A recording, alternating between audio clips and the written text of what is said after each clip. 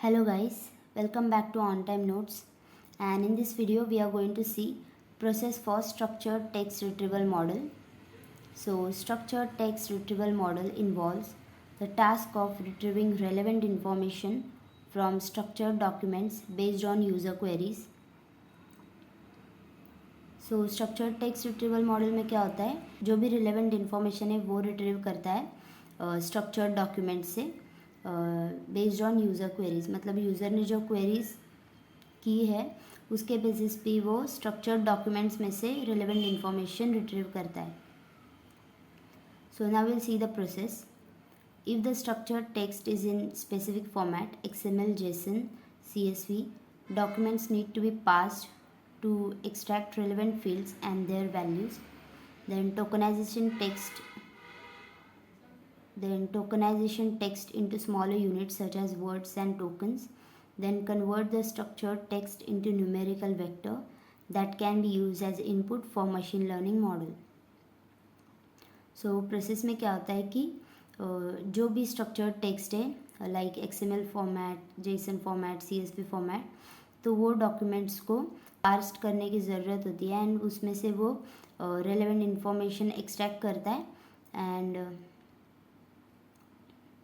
फिर उनका टोकनाइजेशन होता है, मतलब स्मॉल यूनिट्स में वो वर्ड्स या फिर टोकन्स में कन्वर्ट करते हैं उनको एंड देन जो भी स्ट्रक्चर्ड टेक्स्ट को न्यूमेरिकल वेक्टर में कन्वर्ट करते हैं उसको यूज़ करते हैं as a input for machine learning model. Then represents the words और phrases in continuous vector space using pre trained word embedding और context aware embedding. Then apply similar process to query for processing. Then choose a suitable ranking model, example VSM, BM25 or neural retrieval model. VSM represents documents and queries vectors in high dimension space. BM25 estimates probability of document being relevant to a query. So after converting the structured text क्या होता है कि जो भी words या फिर phrases है उनको कंटिन्यूस वेक्टर स्पेस में रिप्रेजेंट करते हैं ताकि वो वर्ड एम्बेडिंग और context aware embedding pre trained models होते हैं उनमें उसको कंटिन्यूस वेक्टर स्पेस में रिप्रेजेंट करते हैं वर्ड्स को and then similar process apply करके क्वेरी को भी प्रोसेसिंग करते हैं एंड फिर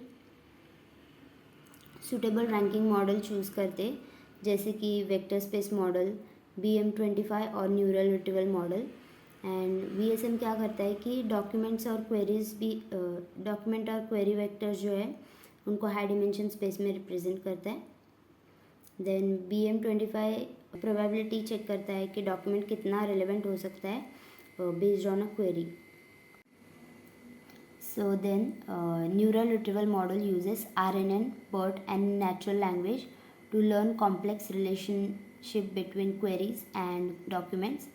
Then train model to rank relevant documents higher than irrelevant one. Then assess the performance of models using evaluation metrics such as precision, recall, F1 score, map, etc. And at last deploy the model to its performance on search and information retrieval tasks. So neural retrieval model जो है वो RNN, BERT and natural language को use करता है ताकि वो complex relationship between जो भी क्वेरीज एंड डॉक्यूमेंट्स में जो कॉम्प्लेक्स रिलेशनशिप है उनको वो लर्न कर सके. एंड जो भी ट्रेन मॉडल रहता है वो डॉक्यूमेंट्स को रैंकिंग के लिए यूज़ करते हैं ताकि जो भी रेलेवेंट डॉक्यूमेंट्स है वो टॉप में मिले और जो भी इरेलेवेंट है वो at the bottom of the result. So इनका परफॉर्मेंस असेस करने के लिए और भी इवैल्यूएशन मेट्रिक्स यूज़ करते हैं like precision, recall, F1 score, map etcetera.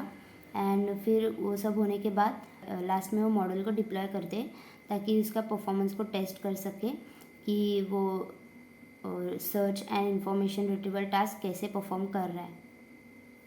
So we can draw this diagram to show the flow of the process for structured text retrieval model.